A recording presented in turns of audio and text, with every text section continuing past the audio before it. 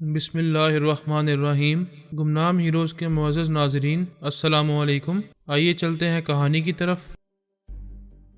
دوسری جنگ عظیم میں چینی جنگجو باشندوں کو زرد بخار کہا جاتا تھا۔ وہ بہت خطرناک سمجھے جاتے تھے، لیکن یہ کوئی نصف صدی پہلے کی بات تھی، اب پرانی ہو چکی ہے۔ لیکن چین سے ہماری دوستی کے باعث امریکی کابرین اس پرانے زرد بخار میں مبتلا ہو رہے تھے۔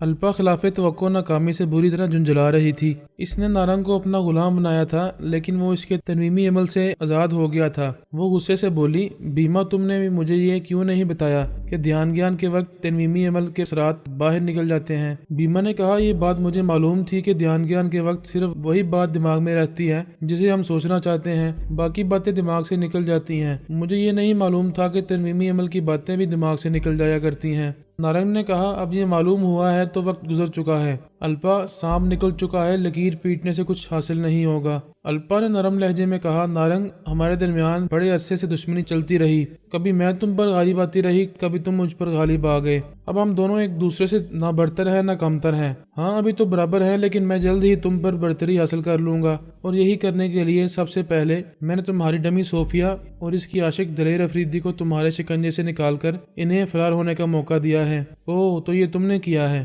ہاں، وہ دونوں سیدھے سادے اور بے ضرر ہیں۔ ہم سے دوسروں کو نقصان پہنچتا ہے، ان سے کسی کو نقصان نہیں پہنچتا، اس لیے میں نے انہیں تمہاری مکاریوں سے دور کر دیا ہے تاکہ وہ اپنی دنیا آباد کر سکیں۔ تم نے کبھی کسی کے ساتھ نیکی نہیں کی، پھر ان کے ساتھ کیوں کر رہے ہو؟ وہ نہ ہمارے دوست ہیں نہ دشمن، ان میں کوئی ایسی غیر معمولی صلاحیت نہیں ہے جو میرے کام آ سکے، پھر میں انہیں اپنے یا تمہارے شکنجے میں رکھ کر کیا کرتا؟ لہٰذا انہیں آزاد کر دیا ہے۔ الپا نے کہا، تم نے دلیر افریدی کو اچھی طرح نہیں سمجھا ہے۔ اس میں غیر معمولی صلاحیتیں نہ ہونے کے باوجود وہ ایک غیر معمولی جوان ہے۔ وہ میرے بہت کام آ سکتا تھا۔ تم کہہ رہی ہو تو میں اس کے چور خیالات پڑھوں گا۔ وہ کام کا آدمی ہوگا تو اسے اپنے شکنجے میں رکھوں گا۔ میں تمہیں تاکید کر رہا ہوں، ان دونوں کو تلاش نہ کرنا اور نہ ہی انہیں اپنا قیدی بنانے کی کوشش کرنا۔ وہ دلیر افریدی کام کا آدمی ہوگا تو میں اسے اپنا غلام بنا کر رکھوں گا۔ الپا نے کہا، میں دلیر افریدی کے لیے تم سے جھگڑا نہیں کروں گی، بلکہ یہ کہوں گی کہ پچھلی تمام دشمنی کو بھول جاؤ۔ تم نے آتما شکتی کے ذریعے ایک نئی زندگی حاصل کی ہے۔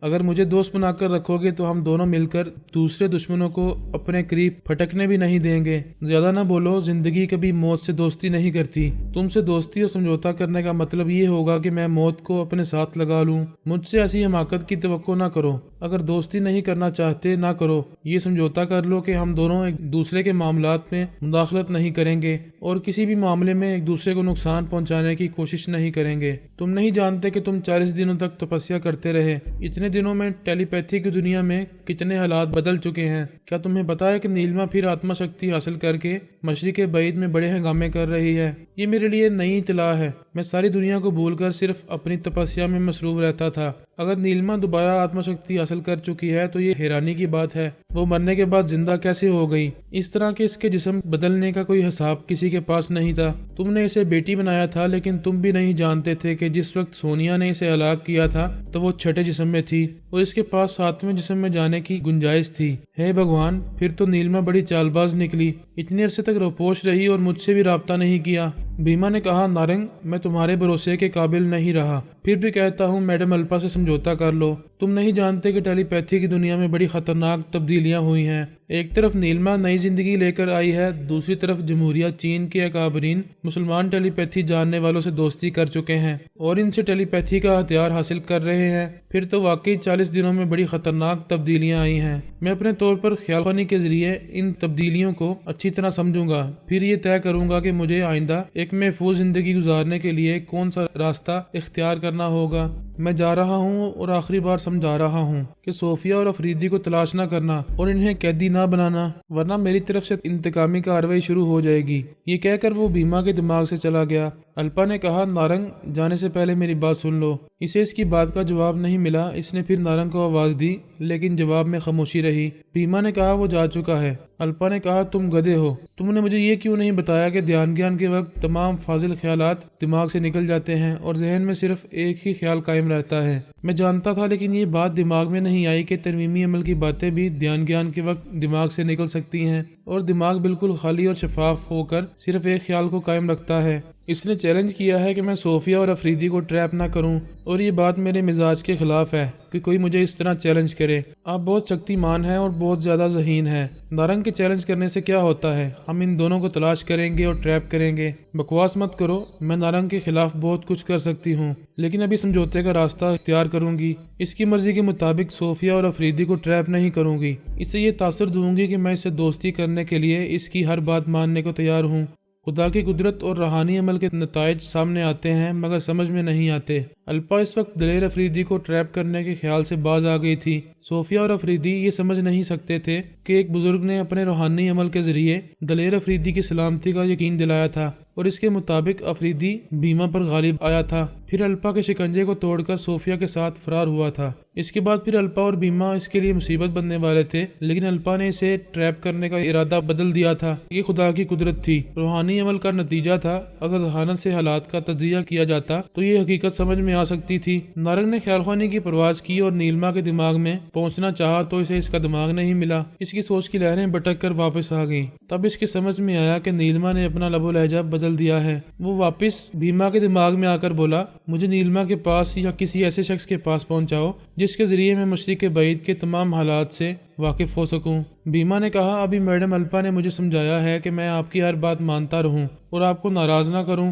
ہم آپ کو یقین دلائیں گے کہ آپ سے کبھی دشمنی نہیں کریں گے اور نہ ہی کبھی کسی معاملے میں مداخلت کریں گے۔ آپ کہہ رہے ہیں تو میں بھی خیال خوانی کی پرواز کر کے تھائی لینڈ کے ایک فوجی افسر کے دماغ میں آپ کو پہنچا رہا ہوں۔ بیما نے یہی کیا۔ وہ خیال خوانی کے ذریعے تھائی لینڈ کی فوج کے ایک اعلیٰ افسر کے دماغ میں پہنچا تو اس کے ساتھ نارنگ بھی پہنچ گیا۔ پھر نارنگ اس کے خیالات پڑھنے لگا، وہاں کے تمام حالات معلوم کرنے لگا۔ معلومات حاصل کرنے کے بعد وہ اس کے ذریعے دوسرے اہم فوجی افسران اور وہاں کے حکام کے دماغوں میں پہنچتا گیا۔ ان میں سے کسی کو نیلما کی موجودہ لب و لہجے کا پتہ نہیں تھا، اس لیے نیلما تک پہنچنے میں اسے ناکامی ہو رہی تھی۔ ویسے اس نے وہاں کے تمام بدلتے ہوئے حالات سے واقفیت حاصل کر لی۔ اس نے تھائی فوج کے اعلیٰ افسر کو مخاطب کیا اور کہا، ہیلو، تم مجھے نہیں جانتے، لیکن اپنے امریکی اکاؤں سے کہو کہ تمہارے اور دوسرے تمام اکابرین کے دماغوں میں نارنگ آنے لگا ہے تو وہ مجھے ہر حال میں اپنا دوست بنانے کی کوششیں کرنے لگیں گے، کیونکہ ان علاقوں میں امریکہ کے خلاف کئی محاذ کھل چکے ہیں۔ ایسے وقت انہیں میری ضرورت ہوگی۔ اعلیٰ افسر نے ہاٹ لائن پر امریکی فوج کے اعلیٰ افسر سے رابطہ کیا۔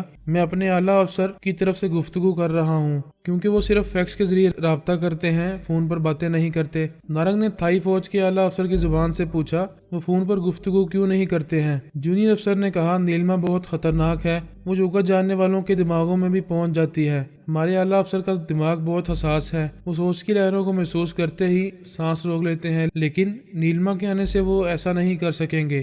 اس سے پہلے وہ بیزون جیسے یوگا جاننے والے کے دماغ میں پہنچ کر اسے اپنا قیدی بنا چکی ہے۔ اپنے اعلیٰ افسر سے بولو، میں نارنگ ہوں، آتما شکتی حاصل کرنے والا اور ٹیلی پیتھی جاننے والا نارنگ، اور میں تمہارے امریکی اکابرین کے کام آنا چاہتا ہوں۔ وہ تھوڑی دیر تک خاموش رہا۔ نارنگ اس کے دماغ میں پہنچا ہوا تھا۔ وہ اعلیٰ افسر سے نارنگ کے بارے میں کہہ رہا تھا۔ اس کی باتیں سن کر امریکی فوج کے اعلیٰ افسر نے ایک کاغذ پر کچھ لکھ کر اس کی طرف بڑھایا۔ جونیئر افسر نے پڑھا۔ اس میں لکھا تھا، نارنگ سے ہر حال میں دوستی کی جائے اور اسے ہماری مجبوری بتائی جائے۔ مجھ جیسے کتنے ہی اکابرین کے دماغ مکفل ہو چکے ہیں اور ہم کسی سے گفتگو نہیں کریں گے، اپنی آواز اور لب و لہجہ نہیں سنائیں گے۔ نارنگ نے اس جونیئر افسر کے دماغ میں کہا، میں تمہارے اعلیٰ افسر کا جواب سن چکا ہوں، اس سے کہو میں صرف نیلما کی آواز اور لب و لہجہ سننا چاہتا ہوں، اس کے دماغ میں پہنچ کر اسے سمجھانا چاہتا ہوں۔ مجھے یقین ہے کہ میرے سمجھانے پر وہ امریکہ کی مخالفت سے باز آ جائے گی۔ فوج کے اعلیٰ افسر نے جواب میں پھر کاغذ پر لکھا، نارنگ سے کہا جائے کہ وہ تھائی فوج کے اعلیٰ افسر کے دماغ میں انتظار کرے،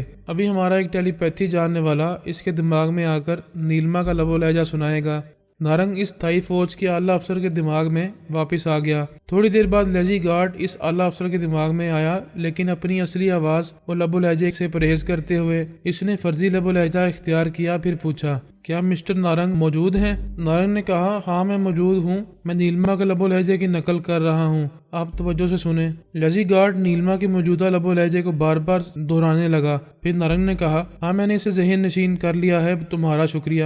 لیزی گارڈ نے کہا، ہمارے امریکی اکابرین آپ کی آمد سے اور آپ کے دوستانہ رابطے سے خوش ہیں، آپ سے مزید گفتگو کرنا چاہتے ہیں، لیکن فیکس کے ذریعے گفتگو ہوگی۔ میں نیلما سے باتیں کرنے کے بعد فیکس کے ذریعے گفتگو کروں گا۔ وہ دماغی طور پر اپنی جگہ حاضر ہو گیا۔ پھر نیلما کے موجودہ لب و لہجے کو اچھی طرح گرفت میں لے کر خیال خوانی کی پرواز کی۔ ثانی نے سوچ کی لہروں کو محسوس کرتے ہی سانس روک لی۔ نارنگ اس کے دماغ سے باہر چلا گیا۔ اس نے دوسری بار کوشش کی، اس کے دماغ میں آیا، پھر بولا، سانس نہ روکنا، میں نارنگ بول رہا ہوں۔ ثانی نے حیرانی سے پوچھا، نارنگ؟ کیا تم نارنگ ہو؟ اگر ہو تو اب تک کہاں تھے؟ میں مصیبتوں سے گزرتا رہا ہوں، الپا نے مجھ سے دشمنی کی انتہا کر دی، مجھے مار ڈالنے میں کوئی کسر نہیں چھوڑی تھی، مگر میری تقدیر اچھی ہے کہ میں نے دوبارہ تپسیا کر کے آتما شکتی حاصل کر لی ہے۔ ثانی نے کہا، مجھے یہ سن کر خوشی ہو رہی ہے، اور آپ کو بھی خوشی ہوگی کہ آپ کی بیٹی نے بھی دوبارہ ایک نئی زندگی حاصل کی ہے۔ ہاں، مجھے معلوم ہوا ہے کہ تم نے بڑی زبردست آتما شکتی حاصل کی ہے اور تم یوگا جاننے والوں کے دماغ میں بھی پہنچ جاتی ہو۔ یہ سب آپ کی دعائیں ہیں، مجھے تو آپ کی آواز سن کر خوشی ہو رہی ہے۔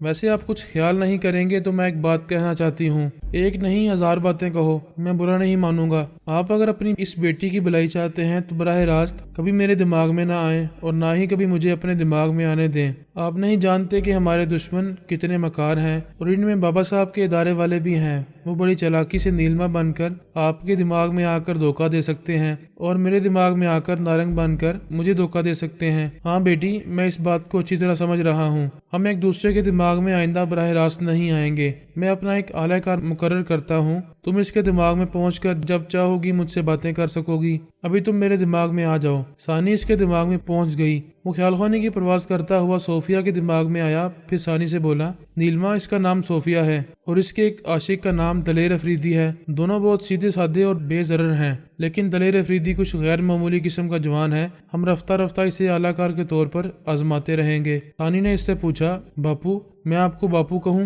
ہاں ہاں ضرور کہو، مجھے خوشی ہوگی۔ وہ بولی، باپو، کیا پہلے آپ نے دلیر افریدی کو نہیں آزمایا ہے؟ نہیں، میں پہلی بار ان دونوں کے دماغوں میں انہیں اعلی کار بنانے کے ارادے سے آیا ہوں۔ تم خاموش رہو، میں ذرا اس سے باتیں کرتا ہوں۔ یہ کہہ کر اس نے صوفیہ کو مخاطب کیا، ہیلو صوفیہ، میں تمہارے دماغ میں بول رہا ہوں۔ وہ ایک دم سے چونک گئی۔ اس نے دلیر افریدی کو دیکھا، وہ ایک بستر پر لیٹا ہوا کسی سوچ میں ڈوبا ہوا تھا۔ نارنگ نے کہا، اپنے محبوب کی طرف نہ دیکھو، تمہیں پریشان نہیں ہونا چاہیے۔ میں نے ہی تمہیں اور دلیر افریدی کو الپا اور بھیما سے نجات دلائی ہے۔ وہ ابھی تم لوگوں کو تلاش کرنا اور پھر ٹریپ کرنا چاہتے تھے، لیکن میں نے سختی سے منع کر دیا ہے۔ وہ تم دونوں سے دشمنی نہیں کریں گے۔ صوفیہ نے پوچھا، لیکن تم کون ہو؟ میں نے پہلے تمہاری آواز اپنے دماغ میں نہیں سنی۔ تم مجھے نہیں جانتی ہو، میرا نام نارنگ ہے، میں تمہاری بھلائی کے لیے آیا ہوں۔ صوفیہ نے افریدی سے کہا، میرے دماغ کے اندر کوئی بول رہا ہے، اگر تم اسے نہیں جانتی ہو تو چھینک مارو۔ صوفیہ نے اس کی بات پر عمل کیا، ایک چھینک ماری۔ نارنگ کی سوچ کی لہریں دماغ سے نکل گئیں، اس کے ساتھ ثانی بھی نکل آئی۔ وہ نارنگ کے دماغ میں دوبارہ پہنچ کر بولی، یہ کیا ہوا؟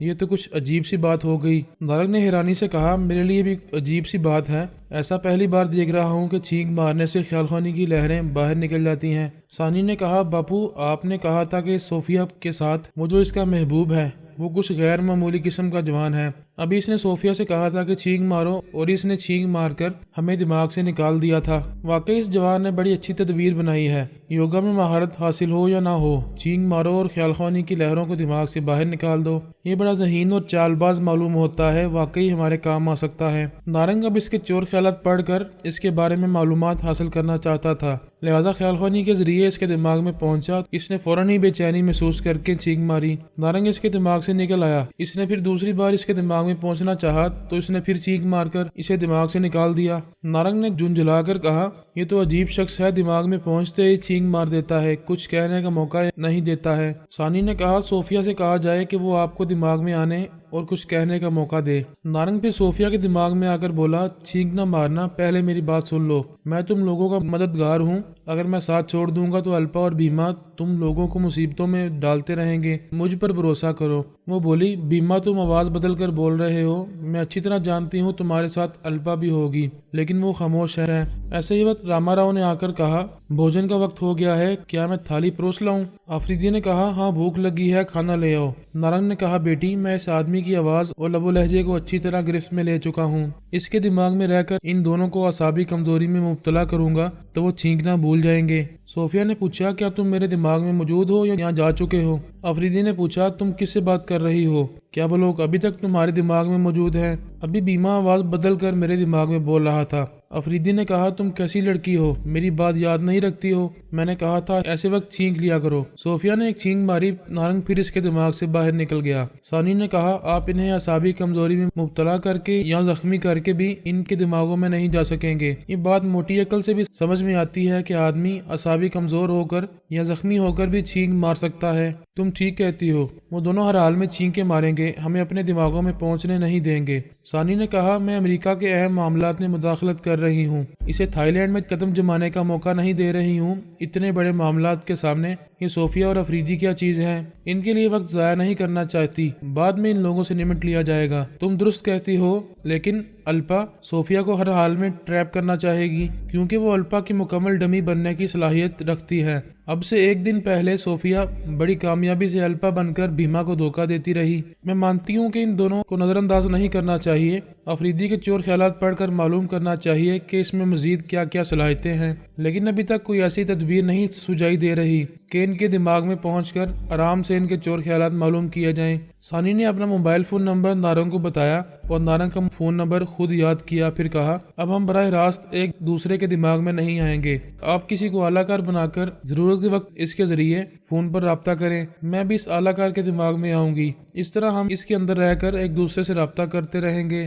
یہ کہہ کر وہ نارنگ سے رخصت ہو گئی، وہاں سے سیدھی آمنہ کے پاس پہنچی، پھر بولی ماما میں ہوں آپ کی بہو ثانی۔ آمنہ نے مسکرا کر کہا ہاں بیٹی بولو کیا بات ہے۔ بھارت کے شہر ممبئی میں ایک مسلمان نوجوان ہے، اس کا نام دلیر افریدی ہے، اس کے ساتھ صوفیہ نامی ایک لڑکی ہے، دونوں معصوم اور بے ضرر ہیں۔ ٹیلی پیتھی کی دنیا سے ان کا کوئی تعلق نہیں تھا، لیکن الپا نے جبرن صوفیہ کو اپنی ڈمی بنایا اور اس طرح دلیر افریدی بھی اس کے ساتھ ٹیلی پیتھی کے دلدل میں دنسنے والا ہے۔ تم کیا چاہتی ہو؟ صرف اتنا چاہتی ہوں کہ صوفیہ اور دلیر افریدی کو الپا، بھیما اور نارنگ جیسے شیطانی ارادے رکھنے والوں سے دور کر دیں۔ ٹھیک ہے تم جاؤ، میں ان کے پاس جا رہی ہوں۔ نارنگ نہیں چاہتا تھا کہ الپا کوئی مکاری دکھائے اور صوفیہ کو اپنا معمول بنا کر افریدی کو بھی اس کے ساتھ اپنا غلام بننے پر مجبور کر دے۔ اس نے سوچا افریدی خیال خوانی کی لہروں کے باعث بے چینی محسوس کرتا ہے اور چھینک مار دیتا ہے، لیکن صوفیہ سوچ کی لہروں کو محسوس نہیں کرتی ہے اور نہ ہی بے چینی محسوس کرتی ہے۔ جب اسے مخاطب کیا جائے تب اسے معلوم ہوتا ہے کہ کوئی اس کے دماغ میں ہے، تب وہ چھینک مارتی ہے۔ لہذا صوفیہ کے دماغ میں جا کر ایک بار پھر اسے سمجھانا چاہیے، اگر وہ چھینک مارنا چاہے گی تو میں اس کے دماغ میں زلزلہ پیدا کروں گا، پھر وہ چھینک مارنا بھول جائے گی۔ اس نے صوفیہ کے دماغ میں آ کر پہلے خاموش رہ کر اس کے خیالات پڑھے، یہ معلوم ہوا کہ وہ افریدی کی طرح پرائی سوچ کی لہروں کے باعث بے چین نہیں ہوتی۔ اس وقت وہ لوگ کھانے سے فارغ ہو چکے تھے۔ ایسے وقت نارنگ نے کہا صوفیہ میں تمہارا مہربان دوست ہوں، مجھے غلط نہ سمجھو، میں بیوہ نہیں ہوں۔ وہ پریشان ہو کر بولی افریدی وہ پھر میرے دماغ میں بول رہا ہے۔ افریدی نے کہا شیطان اپنی حرکتوں سے باز نہیں آتا، اس سے پہلے کہ وہ پھر تمہیں کوئی نقصان پہنچائے اس سے کہہ دو کہ تم نے کلمہ پڑھا ہے، تم مسلمان ہو گئی ہو اور اپنے رب کو سچے دل سے یاد کرتی ہو، اس لیے وہ شیطان تمہیں نقصان نہیں پہنچا سکے گا۔ نارنگ نے ہنستے ہوئے کہا صوفیہ تم کس احمق کی باتوں میں آ رہی ہو؟ دنیا میں اربوں انسان ہیں، کیا وہ اپنے رب کو یاد کرتے ہیں تو مصیبت ٹل جاتی ہے؟ اگر میں شیطان ہوں تو کیا تمہارے دماغ سے بھاگ جاؤں گا؟ یہ میں نہیں جانتی، میرا افریدی جو مجھے سمجھائے گا میں وہی سمجھوں گی۔ افریدی نے کہا صوفیہ تم بولو میرا رب میرا معبود ہے اور شیطان نابود ہے۔ صوفیہ نے یہی کہا میرا رب میرا معبود ہے اور شیطان نابود ہے۔ ایسے ہی وقت نارنگ نے اس کے دماغ میں زلزلے کا ایک جھٹکا پہنچانا چاہا تو ناکام رہا۔ اسے حیرانی ہوئی، اس نے زلزلہ پیدا کرنے کے سلسلے میں وہی طریقہ اختیار کیا تھا جو عام طور پر کیا جاتا ہے، لیکن صوفیہ کے ذہن پر کوئی اثر نہیں ہوا تھا۔ اس نے پھر ایک بار اس کے اندر زلزلہ پیدا کرنے کی کوشش کی، لیکن صوفیہ آرام سے بیٹھی افریدی سے کہہ رہی تھی اب وہ میرے دماغ میں نہیں ہے، میں آئندہ ایسے ہی کیا کروں گی، جب بھی کوئی میرے دماغ میں آیا کرے گا تو میں کہا کروں گی میرا رب میرا معبود ہے اور شیطان نابود ہے۔ نارنگ حیران اور پریشان تھا، سوچ رہا تھا کیا مکمل ایمان کی پختگی سے خدا کو یاد کیا جائے اور شیطان پر لعنت بھیجی جائے تو ہمارا منفی عمل ناکام رہتا ہے؟ وہ اس پہلو سے سوچ رہا تھا اور غلط نہیں سوچ رہا تھا۔ ادھر صوفیہ اور افریدی نے سچے دل سے خدا کو یاد کیا، ادھر آمنہ روحانی ٹیلی پیتھی کے ذریعے اس کے دماغ میں پہنچ گئی۔ اس کی موجودگی کے باعث نارنگ زلزلہ پیدا کرنے والے شیطانی عمل میں ناکام ہو گیا۔ ان حالات میں اسے پورا یقین ہو گیا کہ دلیر افریدی غیر معمولی صلاحیتوں کا حامل ہے۔ بظاہر بہت ہی معصوم، سیدھا سادہ اور بے ضرر نظر آتا ہے، لیکن اندر سے بہت ہی گہرا ہے۔ اس نے آزمائش کے طور پر دلیر افریدی کے دماغ میں جانے کا ارادہ کیا، پھر خیال خوانی کی پرواز کر کے اس کے دماغ میں جیسا ہی پہنچا اس عادت کے مطابق چھینک ماری۔ وہ پھر باہر ہو گیا۔ اس بات پر اسے جھنجھلاہٹ ہوتی تھی کہ چند ساعتوں کے لیے بھی وہ دماغ میں رہنے کا موقع نہیں دیتا ہے۔ اگر ذرا سا بھی موقع ملے تو وہ اس کے دماغ میں زلزلہ پیدا کر سکتا ہے۔ اگرچہ زلزلہ پیدا کرنے کے سلسلے میں صوفیہ کے دماغ میں ناکام رہا تھا، وہ یہی آزمانا چاہتا تھا کہ افریدی کے دماغ میں جا کر بھی کیا وہ ناکام رہے گا، لیکن وہاں اس کی ٹیلی پیتھی کی دال نہیں گل رہی تھی۔ اس نے پھر صوفیہ کے اندر پہنچ کر اس کو مخاطب کرنا چاہا تو اس بار صوفیہ نے سانس روک لی۔ وہ باہر نکل آیا، حیرانی سے سوچنے لگا یہ کیا ہو رہا ہے۔ پہلے تو صوفیہ میری سوچ کی لہروں کو محسوس نہیں کر رہی تھی، اب میرے وہاں جاتے ہی اس نے سانس روک لی۔ تعجب ہے، پہلے انہوں نے اپنی ڈھکی چھپی صلاحیتوں کو مظاہرہ نہیں کیا تھا، اب کر رہے ہیں۔ نارنگ دماغی طور پر اپنی جگہ حاضر ہو گیا تھا، اب یہ نہیں جان سکتا تھا کہ وہ دونوں کیا کر رہے ہیں۔ انہیں بھی یہ پتہ نہیں چل رہا تھا کہ ان کے ساتھ کیا ہو رہا ہے۔ وہ کھانے سے فارغ ہو گئے تھے، لباس تبدیل کر کے اپنا سفری بیگ اٹھا کر باہر آئے اور راما راؤ سے کہا، ہمیں سفارت خانے لے چلو۔